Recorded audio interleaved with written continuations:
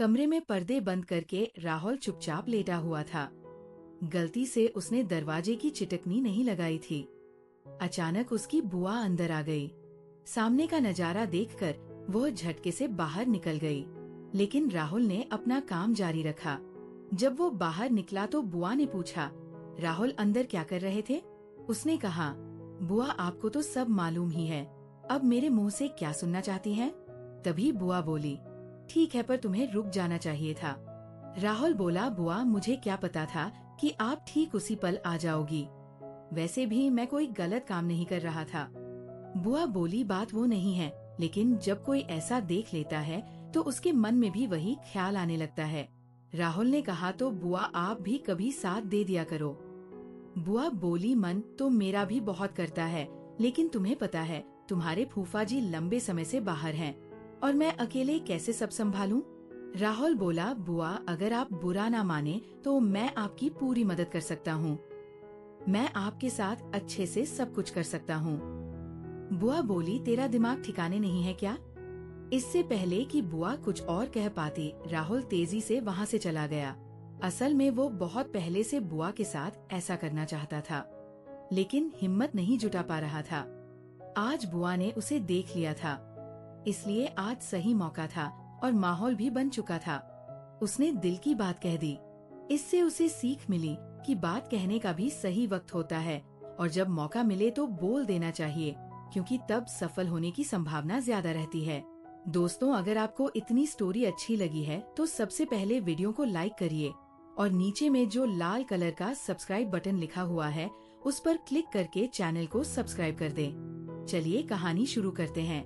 एक शाम फूफा जी और बुआ छत पर बैठे कॉफी पी रहे थे। राहुल दूर से उन्हें देख रहा था।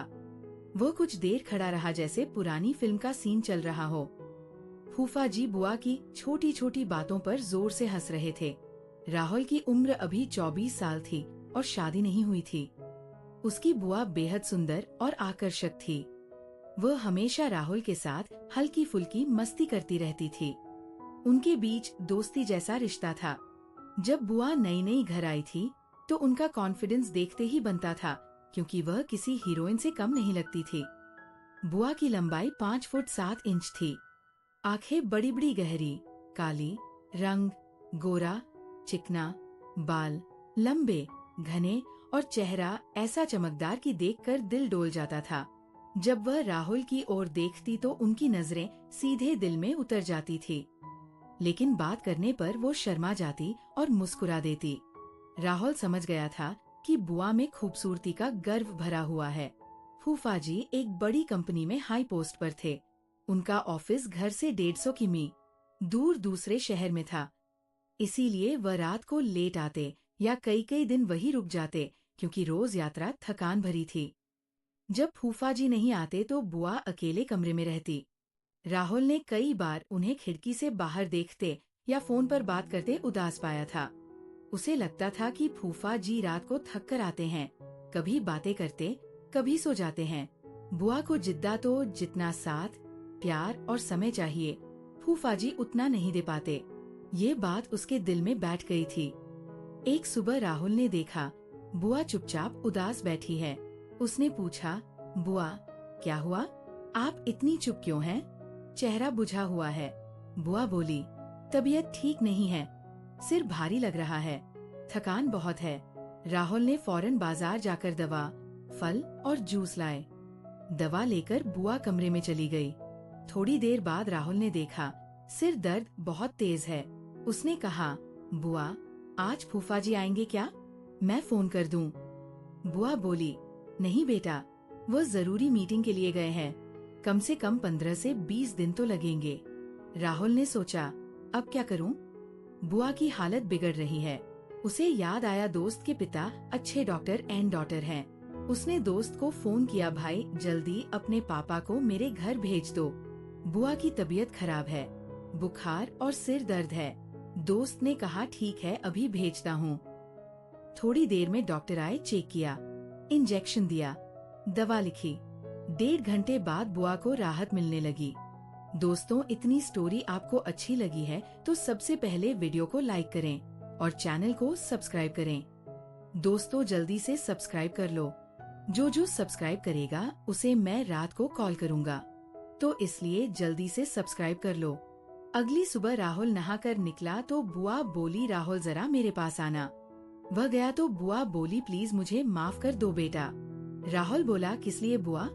बुआ बोली, जब से मैं आई हूँ तुझसे ठीक से बात नहीं की, रूखा व्यवहार किया, लेकिन तुमने मेरी कितनी देखभाल की दवा लाई, डॉक्टर बुलाए, रात भर जागे। राहुल बोला, बुआ कोई बात नहीं, मैं आपको माँ जैसा मानता हूँ। मन में सोचा अब दिल की बात कह दूं, लेकिन फिर रुका, अभी जल्दबाजी ठीक नहीं, अभी तो बुआ मुझ पर भरोसा कर रही हैं। अगर जल्दी की तो नाराज हो सकती है पहले और करीब आना होगा। फिर दोनों के बीच गहरी दोस्ती हो गई। राहुल बुआ की हर बात मानता, घर के काम साथ करता, बाजार जाता, रात को चाय बनाता। बुआ भी अब उसके लिए खास खाना बनाती, कपड़े दबाती, हंसी मजाक करती। एक दिन बुआ बोली, राहुल फूफा जी तो हफ्ते में एक दिन आते हैं, रात को मेरे कमरे में आ जाया करो, हम बातें करेंगे, पुरानी यादें ताजा करेंगे या फिल्म देखेंगे, अकेले बहुत ऊब होती है। राहुल ने सोचा बुआ इशारा दे रही हैं, अब बात आसान हो गई। वह बुआ के कमरे में गया, बुआ काम कर रही थी। बुआ को देख उसके मन में उमंग आई। उसने फोन पर रोमांटिक गाना लगा लिया, आवाज पूरी कमरे में फैल गई। वह बाहर की ओर देख रहा था ताकि कोई आए तो पता चले, लेकिन बुआ चुपके से आ गई, पीछे खड़ी होकर गाना सुनने लगी। फिर खांसी की, राहुल मुड़ा तो बुआ मुस्कुरा रही थी। उसने फोन बंद किया, घबरा गया। बुआ ने कान पकड़ा, अब क्यों बंद किया? डर गया क्या? राहुल बोला, हाँ बुआ, डर तो लगता है जब पकड़े जाते हैं। बुआ बोली, अच्छा अब डर लग रहा है, उस वक्त नहीं लगा था। राहुल बोला, बुआ अकेले में मन बेकाबू हो जाता है। फिर बुआ का हाथ पकड़ बिस्तर पर बैठा, बोला, बुआ एक बात कहनी है, बुरा तो नहीं मानोगी? बुआ बोली, बोलना, मैं बुरा नहीं मानूंगी। फिर बोली, अगर बुरा मानना होता तो जो हरकत की थी उसकी शिकायत फूफा जी से कर देती। राहुल ने नजरें झुकाई, बोला, बुआ जब आप पहली बार आई तब से मुझे आप बहुत पसंद है दिल से। बुआ मुस्कुराई, बोली, अच्छा तो अब क्या करें? राहुल बोला, बुआ मैं आपके साथ। बुआ बोली, राहुल ये कैसे संभव है? अगर फूफा जी को पता चला तो कभी माफ नहीं करेंगे। राहुल बोला, हम छुपा कर रखेंगे, कोई नहीं जानेगा। बुआ बोली, नहीं मैं ऐसा नहीं कर सकती। राहुल बोला, वादा है सिर्फ हम दोनों के बीच रहेगा। बुआ बोली, लेकिन मैं तुम्हारी बुआ हूँ। राहुल बोला, तो क्या हम गलत थोड़े कर रहे हैं? बुआ बोली, फूफा जी रात को थक कर आते हैं, कभी समय देते। राहुल बोला, मुझे सब पता है, आप अंदर से खुश नहीं हैं, बस दिखावा है। बुआ का चेहरा उतर गया, राहुल को सच पता चल गया। बुआ बोली, हाँ राहुल तुम सही कह रहे हो, मैं सच में खुश नहीं हूँ। वो बहाने बनाते हैं, थक गया, नींद आ रही है, मैं कैसे रोज उन्हें मजबूर करूँ? उन्हें खुद सोचना चाहिए। राहुल बोला, इसी तो मैं आपकी फिक्र करता हूँ, मैं आपको खुश रख सकता हूँ, आपकी हर फीलिंग समझता हूँ। बुआ ने हाथ कसकर पकड़ा। राहुल को लगा बुआ कितनी तड़प रही है। बुआ बोली, तुम कितने समझदार हो गए, लेकिन मैंने तुम्हें कभी गौर नहीं किया। राहुल बोला, मैं आपको पूरी तरह समझता हूँ। बुआ बोली, चल सोचकर अब बताती हूँ, और चली गई। राहुल को बुरा लगा, मूड खराब हो गया। अगले दिन बुआ आई, बोली, आज बहुत अच्छे लग रहे हो। राहुल चुप रहा, कमरे में चला गया, नाराज था। बाद में बुआ आई, बोली, नाराज हो क्या? राहुल बोला, आप जाइए, मैं बात नहीं करना चाहता। शाम को लौटा तो फूफा जी आ गए थे, मूड और खराब हो गया, सपना टूटता दिखा। फूफा जी बोले, राहुल ठीक है ना? हाँ बोला। फिर खाने पर सब बैठे, राहुल बुआ को देख रहा था। बुआ मुस्कुराई, चुप रहने का इशारा किया। फूफा जी पहले खाकर घूमने गए। बुआ पास आई, बोली, नाराज हो?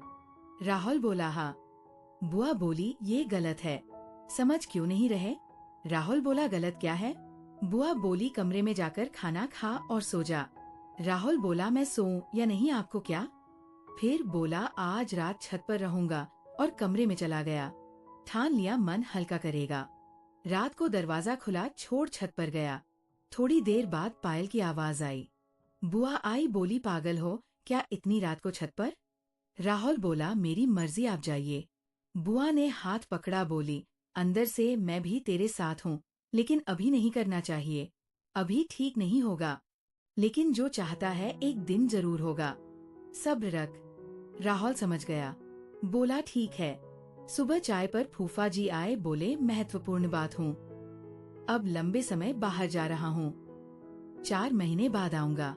राहुल, अब घर की जिम्मेदारी तेरी बुआ का ख्याल रखना।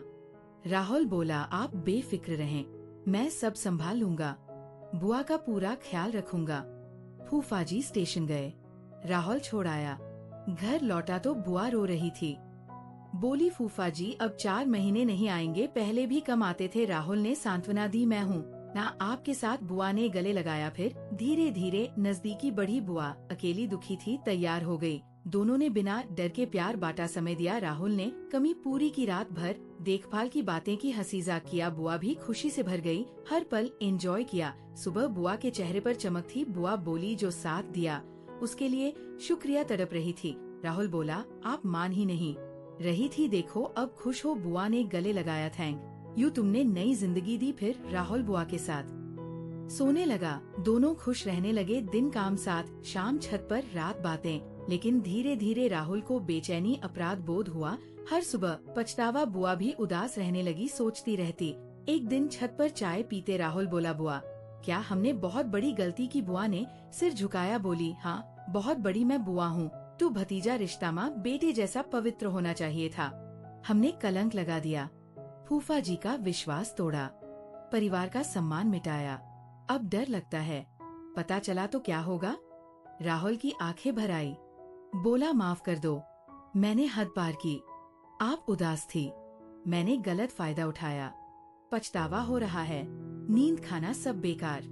बुआ बोली, मैं भी दोषी हूँ, मना नहीं किया, खुद बढ़ी। जब फूफा जी आएंगी कैसे मुंह दिखाऊंगी, या गलती जिंदगी भर सताएगी?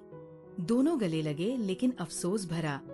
फैसला किया, अब सिर्फ पवित्र रिश्ता, कोई गलत नजदीकी नहीं। राहुल ने पढ़ाई के लिए दूसरा शहर ज्वाइन किया। बुआ ने फूफा जी के साथ रिश्ता सुधारा, ज्यादा समय दिया।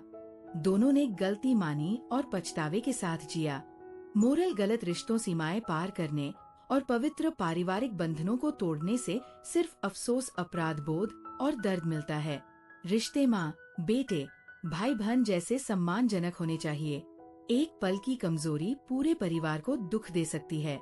सच्ची वफादारी, ईमानदारी सही रास्ते और मर्यादा में है। गलती मानकर सुधारना सच्ची समझदारी है, वरना जिंदगी भर अफसोस रह जाता है। दोस्तों, इतनी स्टोरी आपको अच्छी लगी है तो सबसे पहले वीडियो को लाइक करें और चैनल को सब्सक्राइब